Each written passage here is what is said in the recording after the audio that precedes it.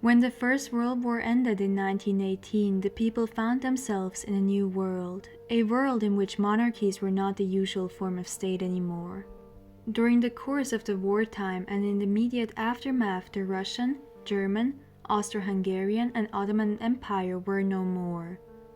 The landscapes we knew until then were changed forever. New countries formed, gaining their independence. The former monarchs were forced into exile or were even brutally murdered, like in the case of Tsar Nicholas II and his immediate family. What reminds us of a world that seems unreal to today's standards is what we find left around us. From the courts we can now visit as museums to the history forever written in our textbooks. Over the course of the 20th century, other countries decided to follow the example and abolish their monarchies. Today, there are only 12 kingdoms left in Europe.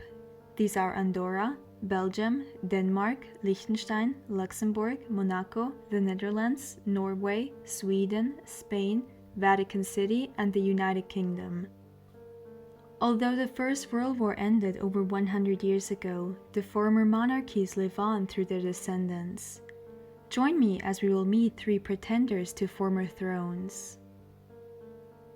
Starting off with the current head of the House of Hohenzollern, which was the ruling dynasty of the German Empire and the Kingdom of Prussia. Here we find Georg Friedrich Ferdinand, Prince von Preußen. In English, which is the way I will call him for this video, that would be George Frederick Ferdinand, Prince of Prussia. George Frederick is the great-grandson of the last German Emperor Wilhelm II. He was born on June 10, 1976 in Bremen when it still belonged to West Germany. His father was Louis Ferdinand Jr., who himself was a son of Louis Ferdinand and Grand Duchess Kira of Russia. Louis Ferdinand Jr. was their 3rd son, but as his 2 elder brothers married morganatically, he was placed in the line of succession to the headship of the House of Hohenzollern. Louis Ferdinand Jr., however, died in 1977 after a tragic accident. His early death made his son, George Frederick, the direct heir to his grandfather. George Frederick went to school in his birthplace, Bremen, as well as in Oldenburg. He completed his education at Glenalmond College in Scotland before starting his 2-year-long military training. Later, George Frederick earned himself a degree in business economics from the Freiburg University of Mining and Technology. At the age of 18, he succeeded his grandfather as head of House of Hohenzollern. Upon his ascension, he stated that he had listened to many stories of his grandfather in which he learned much about his great-grandfather Wilhelm II. George Frederick was soon confronted with lawsuits by his uncles Frederick William and Michael, who both claimed that their loss of inheritance right upon their morganatic marriages were immoral. Eventually, his uncles brought their case to the Federal Constitutional Court of Germany. There, the court ruled that George Frederick was indeed the principal heir, but that his uncles were entitled to a portion of the Prussian inheritance. George Frederick also spent much of his time at court trying to claim compensation for land and palaces which were expropriated from his family. This sparked a public debate about the legitimacy of these claims. As of 2023, George Frederick has dropped these claims and publicly stated that by doing so, this would open the way for an unencumbered historical debate on the role of my family in the 20th century following the end of the monarchy. In 2011, George Frederick married Princess Sophie of Isenburg. Sophie is a member of the House of Isenburg, who are descendants of the princes of the Holy Roman Empire. The civil wedding took place on August 25, 2011 in Potsdam, while their religious wedding followed 2 days later. The date for the religious wedding was specifically chosen as it commemorates the 950th anniversary of the House of Hohenzollern. The couple welcomed twin sons in January 2013. The elder of them is his father's heir apparent. They also have a daughter and another son. The family used to live in Bremen before they moved to Potsdam. As of today, George Frederick is working for a company which specializes in helping universities bring their innovations to the market. He also owns 2/3 shares of the family's seat, Hohenzollern Castle, as well as Princess Island. The next person on this list is Leka, Prince of Albania. He's the current head of the House of Sogu. The dynasty can trace their line back to their founder Sogu Pasha, but the perhaps most famous member of the family is Zog I. Zog I proclaimed himself King of the Albanians in 1928 before serving as the country's president. He was overthrown by Italian King Victor Emmanuel III of Italy at the beginning of the Second World War. After Zog's death in exile in 1961, he was succeeded by his son Prince Leka I.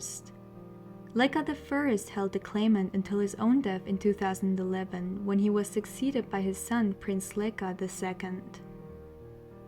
Leka was born while his parents were in exile in South Africa on March 26, 1982.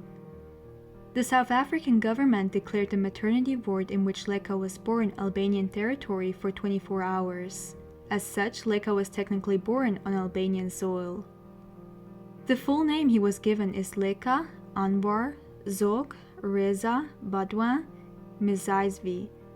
The name Anwar was given in honor of Egyptian President Anwar al-Sadat, the name Zog in honor of his grandfather, King Zog I, Mohammad Reza in honor of Mohammad Reza of Iran, and Badouin in favor of Belgian King Badouin I.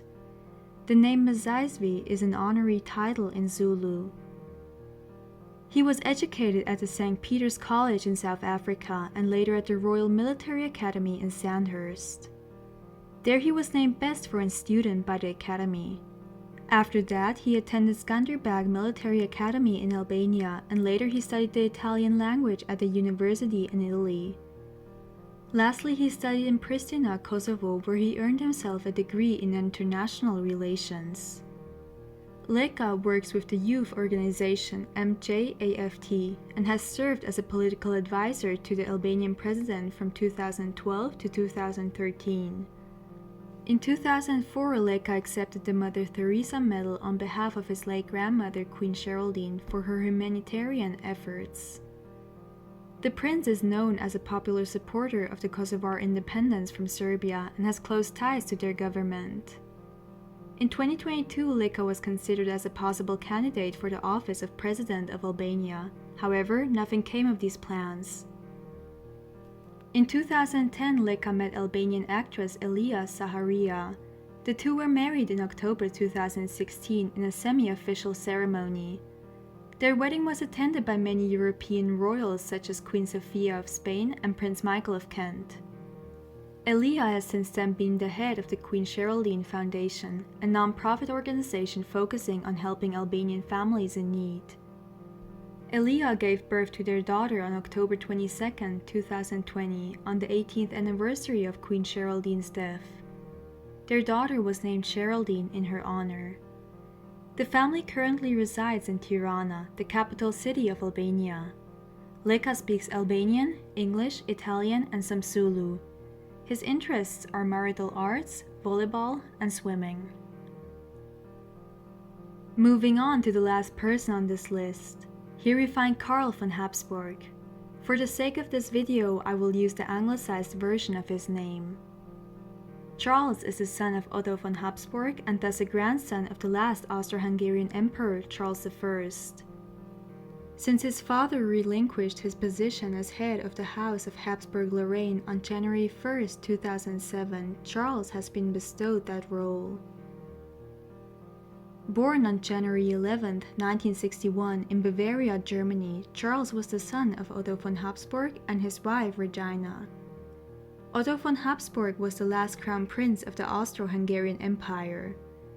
Otto von Habsburg himself was born when the empire still existed in 1911. He was the son of the last emperor, Charles I, and his wife, Zita of Bourbon-Parma. At the time of his birth, Charles's family was still banished from their ancestral home country. It was only in 1966 that the Austrian government allowed the family to enter the country. It then took 2 more years until Charles and his siblings entered Austria for the first time. Prior to this, Charles's father Otto had to renounce all claims to the Austrian throne. Since his birth, Charles is simply known as Charles Habsburg-Lorraine, as even the unofficial use of his ancestral title is not permitted in Austria.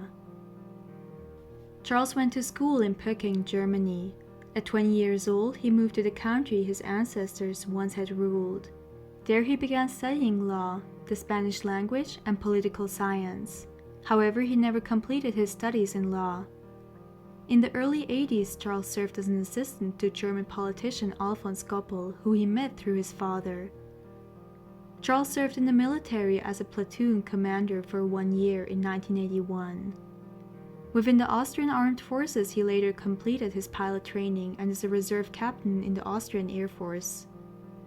Since 1986, Charles has also been the president of the Austrian branch of the Pan-European Union, which is the oldest European unification movement. In October 1996, Charles was elected to the European Parliament for the Austrian People's Party. His political career, however, ended in a scandal when it was made public that he used around 30,000 mark donation money to support his election campaign. He was found guilty and paid 37,000 euros back to the foundation he took the money from in 2004. Charles lived in Salzburg, Austria from 1981 to 2005. In 1993, he married Baroness Francesca Thyssen-Bornemisza. Prior to their wedding, their marriage was given the dynastic authorization of Otto von Habsburg. Some close relatives, however, questioned the bride's ancestry. The couple has 3 children together. Charles's only son, Ferdinand, is the heir apparent to the headship of the House of Habsburg-Lorraine. He is also a well-known racing driver. Charles and Francesca separated after 10 years of marriage in 2003 and were divorced in 2017. Just last year, Charles remarried to a Portuguese woman named Christian. Through his daughter Eleanor, Charles became a grandfather for the first time in 2021. These were 3 of many pretenders to monarchies that no longer exist. In today's world, it seems surreal to think about over just how much land their ancestors once ruled, how they impacted the culture, the development, and the architecture of their countries.